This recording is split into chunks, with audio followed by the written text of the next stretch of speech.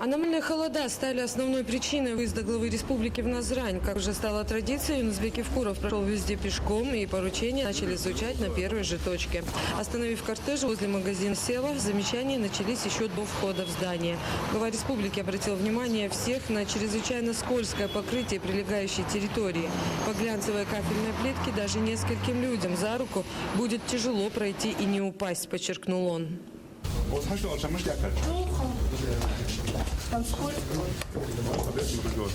Пока внизу не будет положен коврик, все основное закрываешься. И это сейчас везде на этом примере, во всех банках везде это все сделано. Хорошо. Понятно, да? Хорошо. И на будущее, когда в городе будут ложить вот такую вот плитку, это плитка для помещения. А на мороз есть другая плитка. Также Юнусбек Евкуров обратил внимание местных властей на состояние тротуаров, ступенек. Глава отметил, что человек может покалечиться по дороге в банк или на почту. Затем руководитель региона пообщался с жителями дома номер 13 по улице Московская, которые обозначили проблемы с отоплением, низким качеством капитального ремонта и то, что в дождливую погоду подвалы постоянно полные воды. Одну квартиру 30 тысяч, да. Вот 50% вы будете платить. Да, пожалуйста, мы в этом году начинаем, Да. Хорошо? Крыши у нас это текут наверху. Это здесь дом капитальный старый у ремонт нас вообще. Я с капитальный. Ничего не делали. Вот только крышу вот это сделали. Крышу делали Зайдите и вот подвал так. делали. Крышу делали? Да. Крышу как? Вот железком что-то там наверх внизу покрыли и все. Ну то, что 20 лет и в Карабулаке везде в этих этажах не было отопления, давайте мы сейчас исправляем потихоньку, но с вашим участием. Ну давайте, мы тоже будем. Сегодня Что теперь? нет, завтра сюда комиссию разработайте. Сейчас после объезда города поедем на совещание к вам туда, собирайте всех, я там задачу поставлю. Комиссию назначайте и проверьте, какие фирмы здесь сделали капитальный ремонт. Как выяснилось, ливневым потоком мешает строение под книжный магазин, который в настоящее время находится на уровне стройварианта. Юнусбек Евкуров поручил руководителям ЖКХ и мэрии города изучить ситуацию, найти решение проблемы и благоустроить территорию. Также глава сделал замечания по состоянию дворов, стоянок и гаражей. Все убрать отсюда. Навести порядок на территории. И стоянку сделать для всех машин. А нигде попало все. Дойдя до территории напротив дома номер 25, огороженной под рынок, глава осмотрел помещения, в которых проживает целая семья. На каком основании они здесь живут? Тогда почему они здесь живут? Какой рынок здесь? Срок даю. Время буквально вот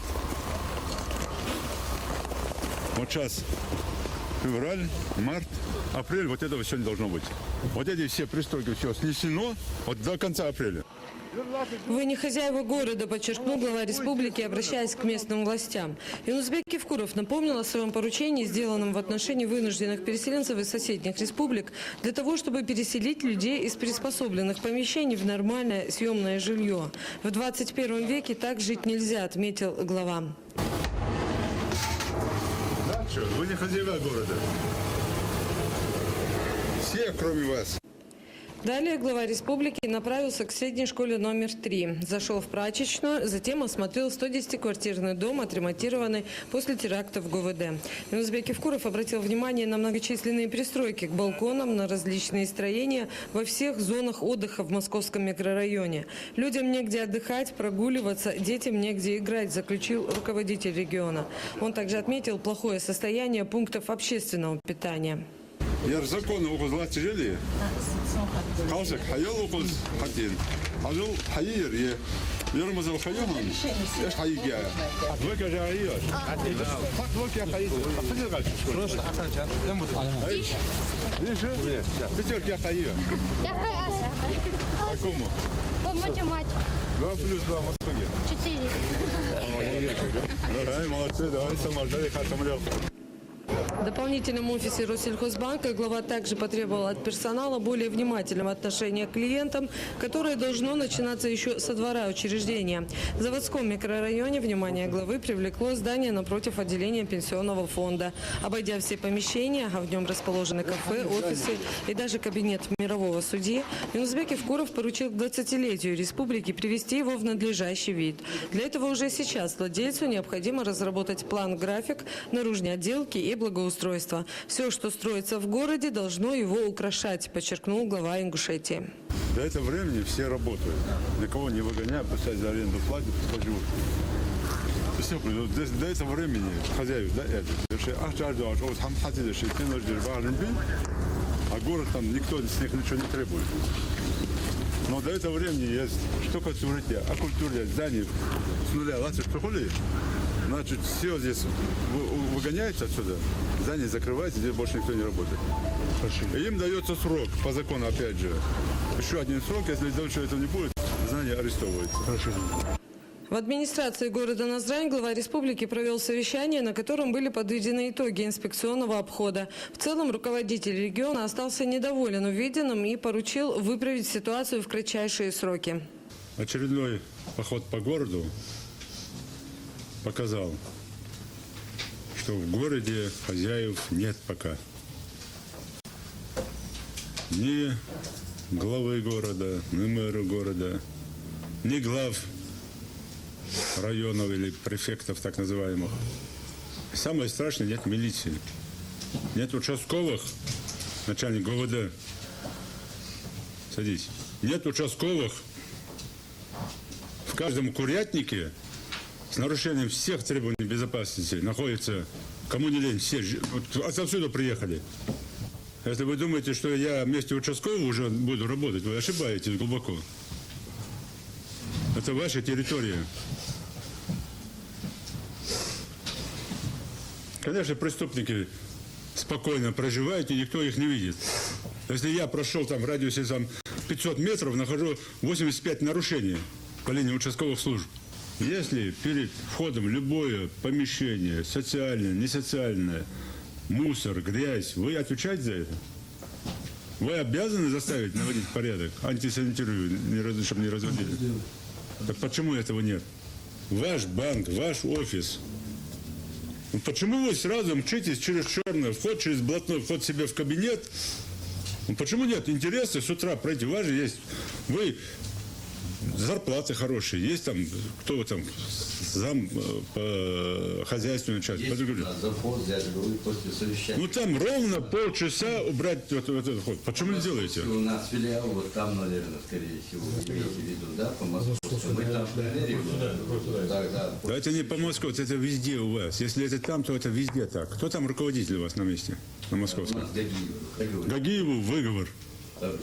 И прямо вот сейчас идите, пройдите все свои банки, объезжайте, всех своих заместителей, хозяйств всех заберите, пройдите, проверьте. Понятно, да? Все, проверьте, наведите порядок. Везде перед банками подсыпано, убрано. Это не только его банки касаются. Это касается всех банков в республике. Многие учреждения. Главным, а вся вина ваша, руководители. Почему вы с утра, ваши заместители, не ходят, не проверяете это все? Сосульки висят. Тротуар, я же проходил. Блин, самый бессовестный ЖКХ.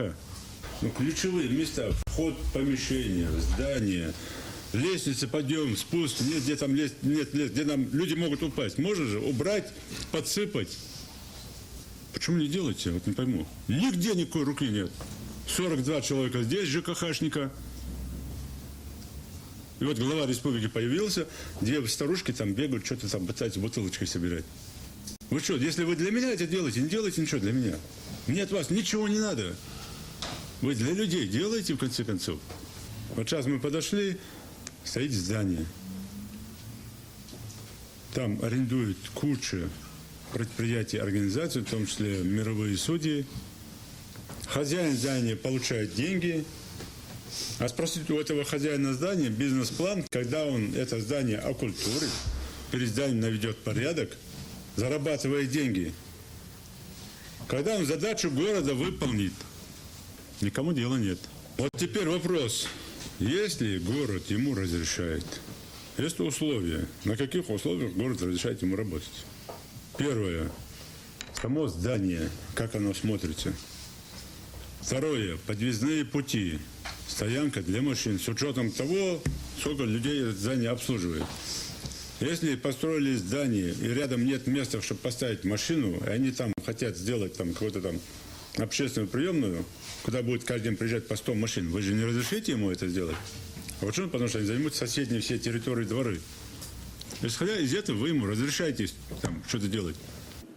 Глава республики обозначил первоочередные задачи, стоящие перед участковыми, муниципальными властями и руководителями организаций, расположенных на Зране. На этих примерах необходимо строить работу во всех населенных пунктах, подчеркнул Юнусбек Евкуров. Все силы и средства мэрии Центрального муниципального округа и службы ЖКХ, по словам главы муниципального образования городского округа Назрань Биала Аздоева, сейчас направлены на устранение замечаний, сделанных главой Ингушетии Юнусбеком Евкуровым. Все места, где указаны, и даже если нигде не указаны, обойдут и сегодня все эти вопросы закроют. Это не просто там такой вопрос, который даже стыдно слушать, не то, что когда тебе говорят. Даже слушать на восприятие, он очень тяжелый вопрос. Но как так, где ты живешь, где ты работаешь, где ты полдня проводишь, у себя на входе не убрать, не прибрать. Ну, это просто стыдно слушать даже нормальному человеку. Пресс-служба главы республики для программы «Вести Ингушетия».